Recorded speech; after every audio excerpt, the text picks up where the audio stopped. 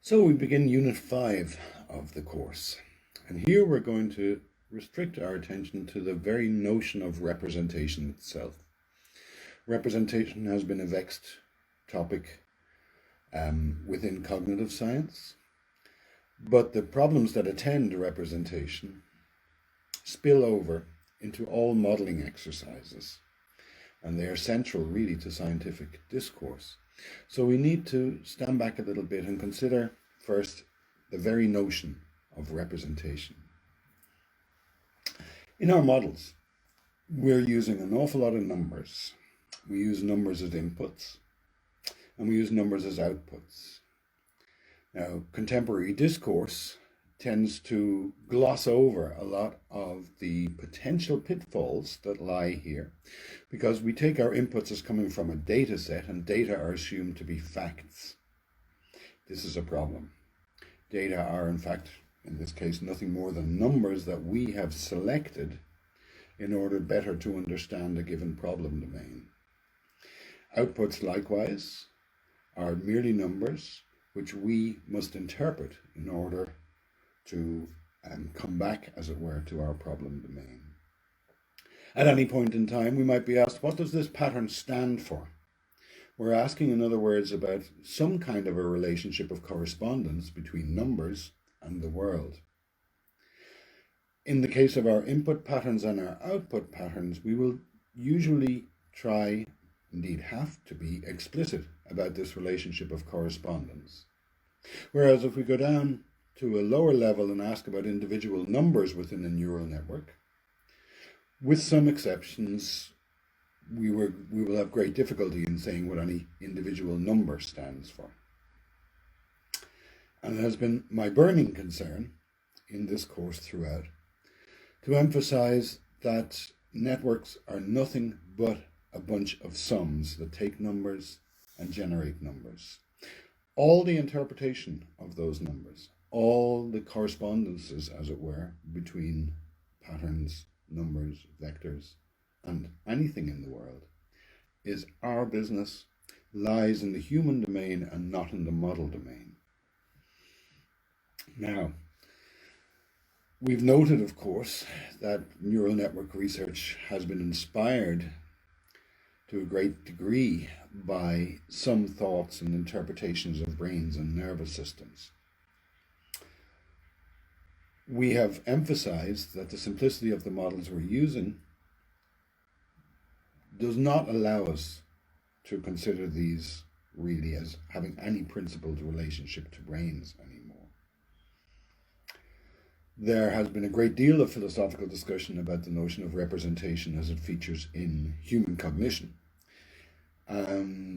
We can set those to one side, but we need to recognize more generally how representation features in our discourse, in our mode of argumentation.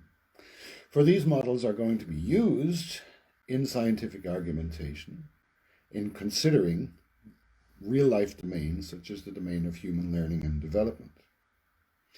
Now, when you and I conduct a discourse,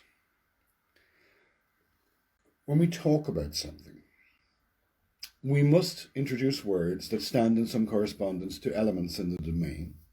And in choosing those words, what we're doing is we're selecting some features of the domain which are relevant to our discussion, and we're ignoring others. So if we wish to talk, for example, about a boat race on the River Liffey, then we will probably speak of boats and rowers, maybe spectators, maybe the river, maybe the weather. Those are all obviously going to be relevant to our discussion. There are many real-life aspects of the boat race on the Liffey that will not be relevant to our discussion. So we might not be interested in the chewing gum on the pavement beneath the foot of the spectator, for example, or the hairstyle of one of the rowers. We could introduce these into our discussion, but in talking about something, in conducting a principled debate about something, there is an understanding between us that we are selecting features which are relevant to the discussion, and that those features which we are omitting are irrelevant to the discussion. This is a basic feature of human argumentation. We implicitly represent our topic in dialogue. And when we do so, At any stage, the assumed correspondences can be challenged. Now, in dialogue, this usually means getting into argumentation of one sort. So fluid dialogue demands that we share an understanding of what is important and what is not important. But these general considerations apply to our much more formal arguments within the scientific context when we interpret models. Before diving down into networks again in the next video, I want to address the puzzle at the heart of representation more generally. We are entirely used to saying that something represents something else. Think of an image, a photograph of your cat on the mat. You say the photograph stands for the cat on the mat, it represents the cat on the mat, and probably you would say it looks like the cat on the mat. That is, you would be claiming a relation of similarity, which is somehow important in the assertion that the photograph corresponds to the cat on the mat. There's an awful lot of convention in there, far more than you might think. When we use images in this way, and we frequently do in network modeling, we are relying on a history of our own visual culture in which space has come to be represented in a particular manner. The space in question only was available to be represented in this manner after the innovation of scientific modernity, with the introduction of a undifferentiated Euclidean space and an undifferentiated metric, so that a meter here is equivalent to a meter there. That philosophical move and scientific move was accompanied at the time by the introduction of the technique of linear perspective in art, in which a three-dimensional scene was represented in a particular mathematical way based on a single monocular static viewing point. This representation of space is entirely familiar to us, but it is an artifice constructed using this device of a monocular static viewing point. That has very little to do with how we actually see. The representation of space that is thereby obtained was hugely reinforced through the introduction of photography, and later on through the development of moving pictures in cinema. And so when we interpret images now, there's a lot of cultural history here that undergirds our discussion, and we can take things to be unproblematic that perhaps are a little more problematic. Here's a famous print from Alvarez Dura, the famous German artist, from this time, shortly after the introduction of linear perspective. And the artist is shown here drawing a model in linear perspective. And to this end, you can see he has erected a grid between himself and the model, and he's effecting a copy from square to square on the grid to square on the table. This is an algorithm, as it were, that he's following, a procedure for ending up with an image that stands in some correspondence to the person on the table. You can imagine turning that 180 degrees. Here's what the artist's seeing. You can see he's doing a principled transfer, probably not moving his head much, a transfer of what each square contains in the grid he looks at and each square on the image. And he ends up then with an image which we would say is a good image, maybe an accurate image.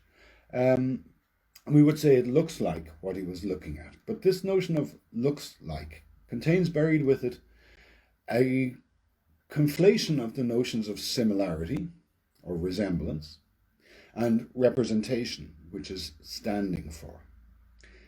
If we assume that our representations are similar to the domain being modeled, we can work with some confidence, but if that assumption is based wrongly on the notion of similarity, then we could be working under false pretenses. Later on, we will be discussing such modeling choices, such interpretations of numbers from the modeling scenario to the real world. We will be putting this under the microscope somewhat. Here's another view of an artist constructing one of these linear perspective drawings. You can see the drawing of the lute, in some sense, resembles the lute. We need to look into that a little bit more. We can certainly say the drawing is of the lute, that is, the drawing represents the lute. But to what extent is it similar to the lute?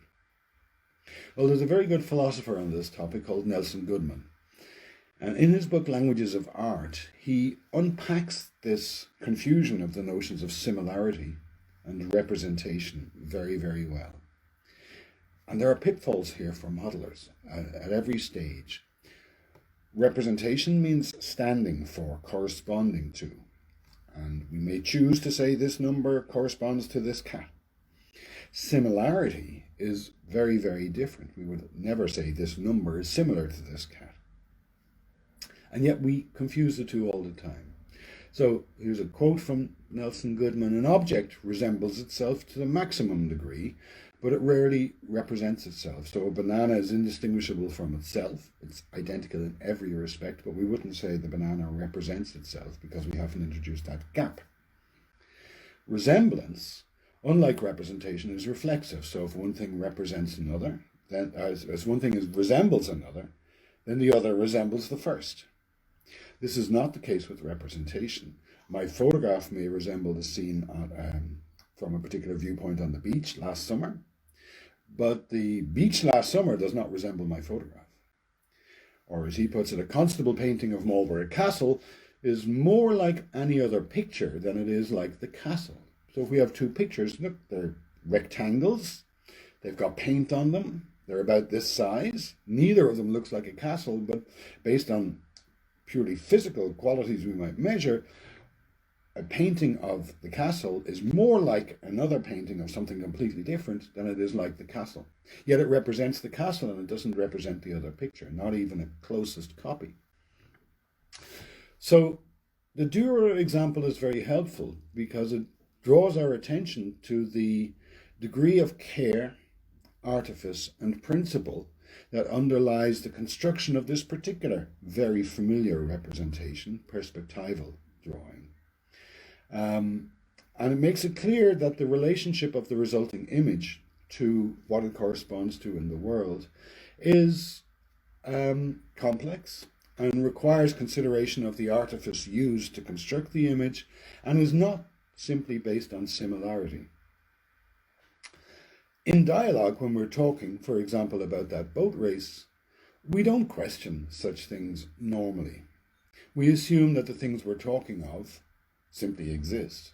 We've chosen to structure our dialogue that way. But at any given stage, new elements can be added to the discourse, or our assumption that our characterization of the domain is appropriate can be challenged.